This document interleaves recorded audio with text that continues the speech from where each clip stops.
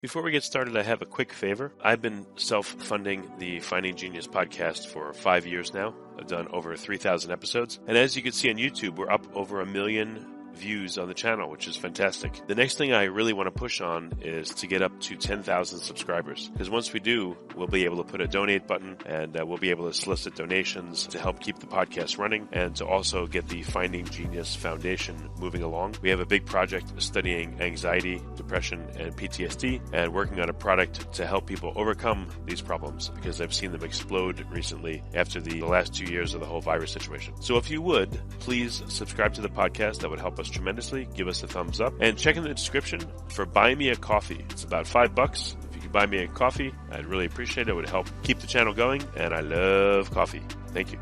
Forget frequently asked questions. Common sense, common knowledge, or Google. How about advice from a real genius? 95% of people in any profession are good enough to be qualified and licensed. 5% go above and beyond. They become very good at what they do, but only 0.1% are real geniuses. Richard Jacobs has made it his life's mission to find them for you. He hunts down and interviews geniuses in every field: sleep science, cancer, stem cells, ketogenic diets, and more. Here come the geniuses. This is the Finding Genius Podcast with Richard Jacobs. Hello, this is Richard Jacobs with the Finding Genius Podcast, now part of the Finding Genius Foundation. Today I have Isabella Reeves. She's a Ph.D. candidate going for a degree in marine biology at the Cetacean Research Center. She's also part of the Southern Shark Ecology Group. And we're going to talk about a very unusual topic, the genomics of killer whales, which I think will be very fascinating. So, Isabella, welcome. Thank you. Thanks so much for having me on today. Yeah, tell me a whale's tale of how you got interested in this area and, some of your background. For sure. So I've always wanted to work with dolphins ever since I was a kid. I remember being on the beach with mum and telling her that what did I need to be to work with dolphins? And she told me I needed to be a marine biologist. So that's kind of where that all started. And every decision I've made since then has been to make sure I've had the best opportunity of getting into this career pathway. I went through my undergraduate doing marine biology in South Australia, and I expanded my network doing some internships and volunteering and research assistant gigs all over the world, mostly for marine megafauna, so sharks, dolphins, whales, turtles as well. And now I'm doing my PhD that's focused on killer whale genomics. So I've somehow lucked out and been able to work, I think, on the coolest dolphin in the ocean. How do you even get close enough to killer whales to sample anything from them? What's that like?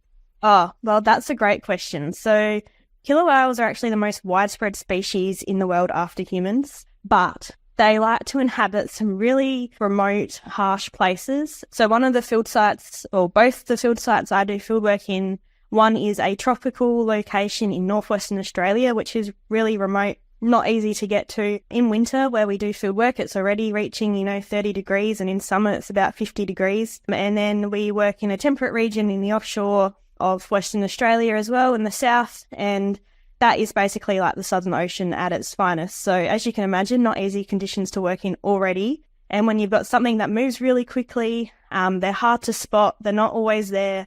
There's no reliable location. We kind of just have to look until we get lucky or until someone phones us. But they're super elusive, and some days we get lucky, some days we don't. But as you can imagine, getting samples and things is a years and years worth of work rather than being able to sample some seaweed or something off the beach on one day. It's definitely quite difficult, but for my work, so the genetics, we need a little bit of skin. So we actually use a modified crossbow that has a dart on it, and the dart collects about a little fingernail worth of skin, which we're able to use for all types of genetic analysis, as well as the blubber it collects, and that can be used for a lot of health and diet questions as well. So you shoot the dart at the killer whale, does it really impact it much? And how do you get the dart back? Great question. So in terms of impact, no, they're not really bothered by it. Most of the time they still hang around the boat. There's rarely ever a reaction, and we only sample animals that are old enough. So ones that are adults or they're pretty big sub-adults. So getting towards 10 of the age 10 upwards. We definitely do not shoot calves. But yeah, they mostly just seem curious when it happens. Sometimes I actually go back and check the dart. I'm like, oh, what was that? But as you can imagine, if something like that's probably the equivalent of us getting an injection. In terms of retrieving, fall off of them in the water and float, or how do you get it back? Yeah, so it basically just flicks into them and it rebounds, and then we just go collect it. So sometimes there has been a few occasions where we've had to fend off birds, but we just have to keep our eyes on it and we collect it back with a net. Is the sample encapsulated as soon as it's taken? Like, how do you avoid contamination with the seawater and 8 million other things going along around it?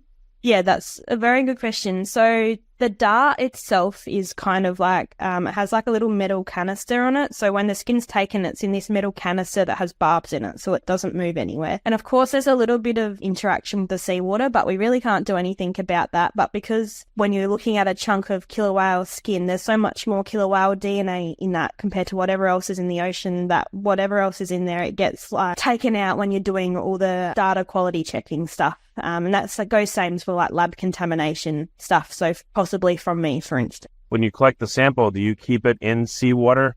Because, the whale is exposed to it constantly. If you let it dry out and sit in the air, I would guess that would dramatically alter the sample very quickly. Yeah. Well, you're definitely right there. So it depends on what the sample's being used for, but the skin's always put in ethanol, and that helps preserve the DNA in it. And then that gets put in a freezer. On site, sometimes we are lucky and we do have like a dry shipper, so it's like -80 in there already, but most of the time it gets chucked in a -20 freezer until we're back at uni, and then it gets put into the -80 for long-term storage. But if we were to keep it out in the weather, especially in the weather we have in Australia, the samples the quality would be terrible and we wouldn't get anything out of it. So we do have to be really careful about preserving them right. How do you know you're sampling a male or a female, or with the age of the animal? Like, how can you tell visually? That's a great question. So in terms of age, it's really hard when you've come in from, so these populations in Australia, we've really just started working on them just for over a decade. My collaborator and supervisor, John Totterdell, started this project, and he actually found one of the groups in Bremer Sub-Basin when he was doing fisheries research. So in terms of those animals' ages, it's always a bit hard to gauge, but from that moment, we've been taking photo ID data, and we've been able to track how old their offspring and things are from that. There's actually new aging methods now that you can use from DNA analysis that we hope to do in the future.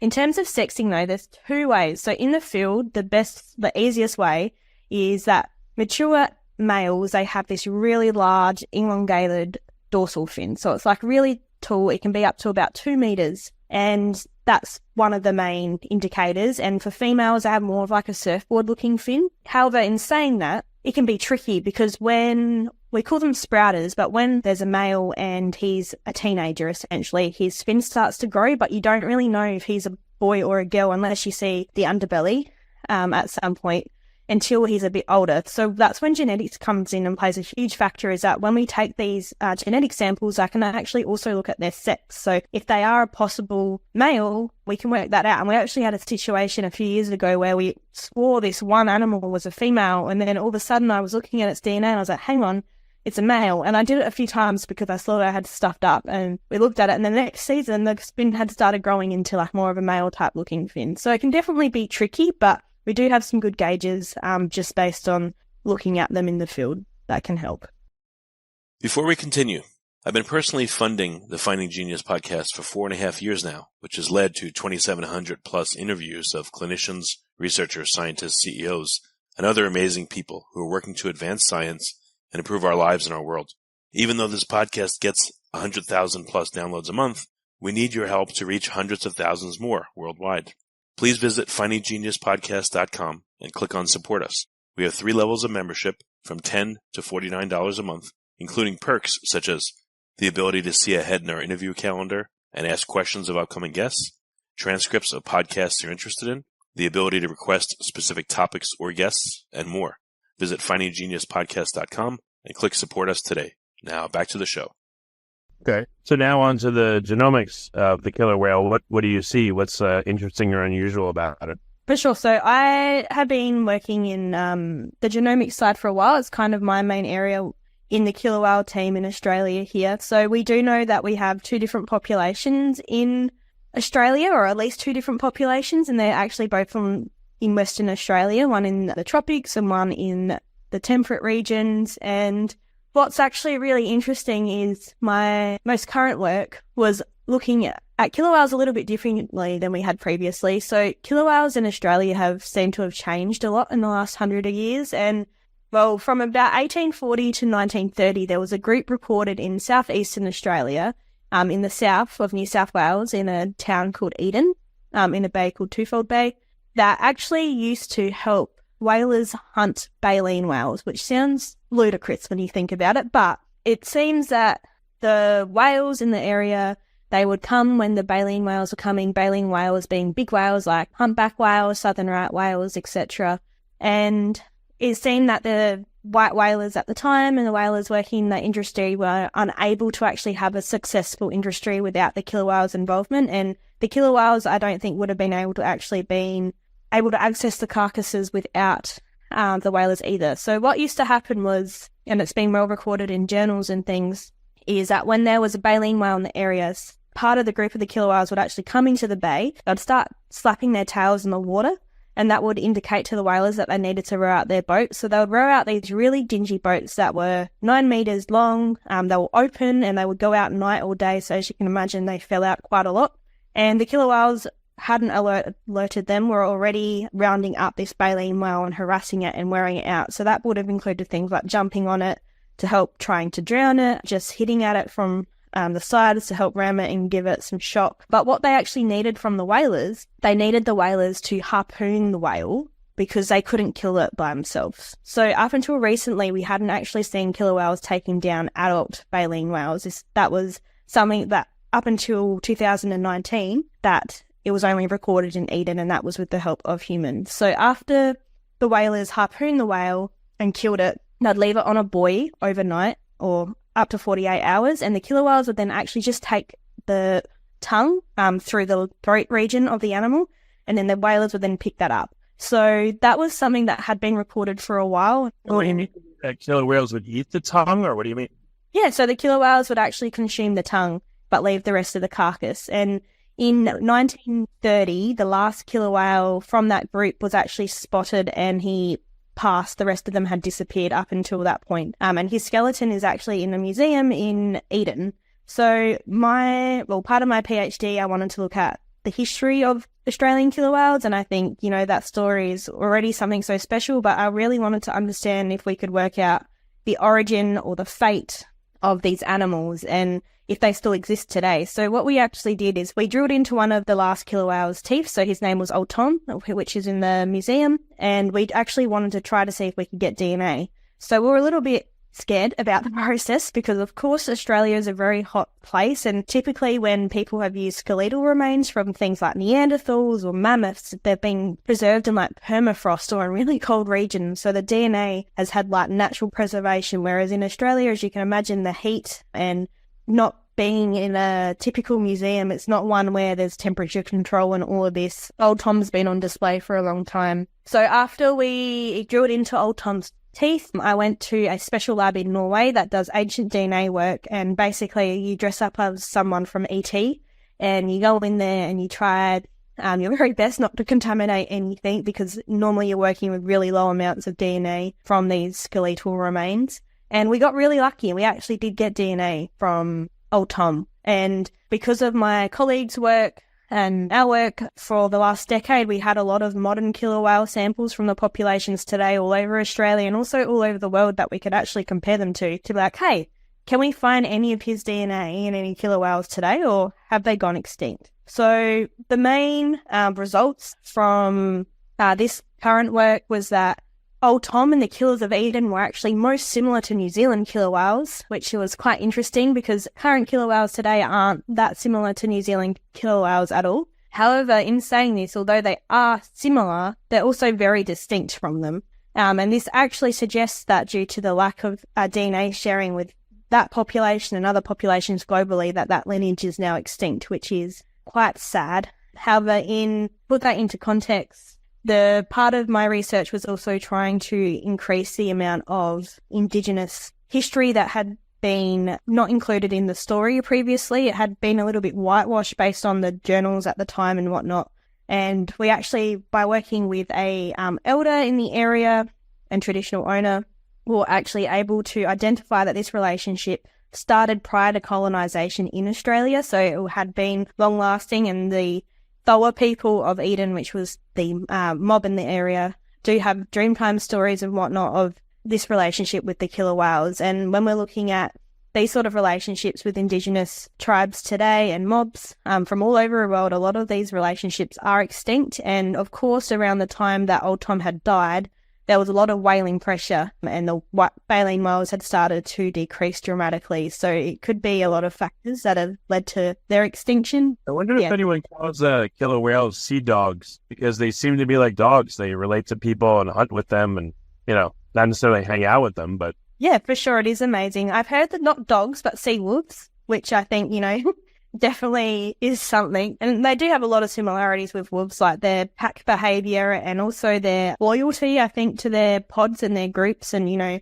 prey sharing and all of this as well. But yeah, no, they're quite amazing, these animals. And, even like a story like that, genomics even can play a part in understanding if there's descendants and whatnot today, which actually gives, I think, genetics a cool twist to what people currently think about it. So what do you see in the genetics? Do you see any interesting, like, endogenized retroviruses, or they have an unusual number of chromosomes? Like, what do you see? So my work's mostly based on the evolution of killer whales with particular focus on the Australasian ones. And like Old Tom, that was part of this work's looking at the history of the killer whales today. But in terms of what I've found out as well, at the moment, the ones in Australia, at least, they look to be genetically healthy. So I don't do specific disease testing things, but there's no reason for us to assume that as of yet. They look like they're doing okay from other aspects of research. But yeah, I think the killer whales in Australia are not like the ones that we find elsewhere, just because they're so new. So we're still trying to understand the baseline information about them. They're not like the ones in the North Pacific where they've been studied for, over 50 years now, where they're able to answer some really nitty-gritty details. But we hope that to some point we'll be up there when we start having long-term photo ID data and stuff, then we're able to track the animals a lot better. And as, my work and my colleagues' work is coming out, we'll be able to answer some bigger, broader questions. Well, how many different species of killer whales are there? So there's actually only one species of killer whales currently identified. So it is just killer whales, so Orcinus orca.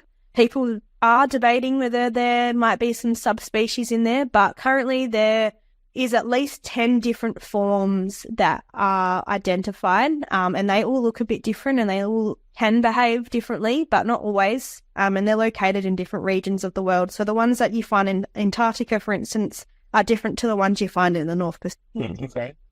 And again, looking at the genetics of the whales, have you been able to look at the sequences of them and, are you able to compare them to other sequences that have been gotten from, like you said, Northern Hemisphere whales that have been more accessible and more studied for 50 years? Yeah. So that's exactly what I've been doing. So to understand how killer whales in Australia have come about, we need to understand first how they've evolved in other places. And a lot of people have done a really good job of doing that. But my work's been able to add on to that and put the Australian and New Zealand population on a pedestal. So even Old Tom, I compared him to killer whales all over the world, and even the ones in Australia, I'm currently doing that now, but that work's currently in progress, so I can't say too much about it at the moment, unfortunately. So what's next in your research? What are you hoping to figure out in the next, couple of years, or you still have to just, work through the data for your Ph.D. and that's going to consume your time for a while? Well, I'm hoping to submit my Ph.D. in the next year, which is kind of crazy, but I'll be okay. The next few years,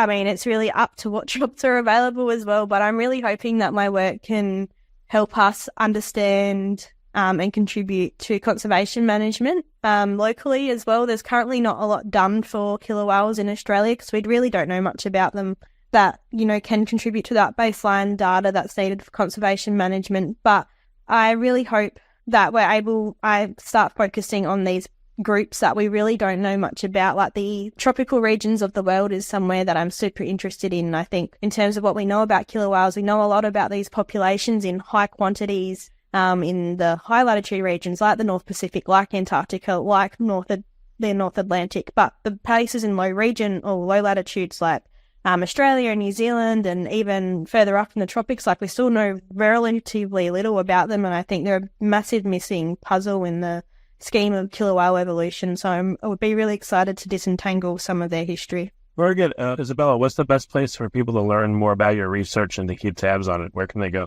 My Twitter account's probably one of the main ones to check on me personally. But my colleagues run Project Orca, and that will give you updates. They've got Facebook, Twitter, Instagram, same with Killer Whales Australia and Cetric WA. And they post both field updates, paper updates, research updates, and anything else we may be involved in, like documentaries and whatnot. Okay, well, very good. Well, Isabella, thank you so much for coming on the podcast. I appreciate it. Thanks for having me. If you like this podcast, please click the link in the description to subscribe and review us on iTunes. You've been listening to the Finding Genius podcast with Richard Jacobs. If you like what you hear, be sure to review and subscribe to the Finding Genius podcast on iTunes or wherever you listen to podcasts. And want to be smarter than everybody else? Become a premium member at findinggeniuspodcast.com. This podcast is for information only. No advice of any kind is being given. Any action you take or don't take as a result of listening is your sole responsibility. Consult professionals when advice is needed.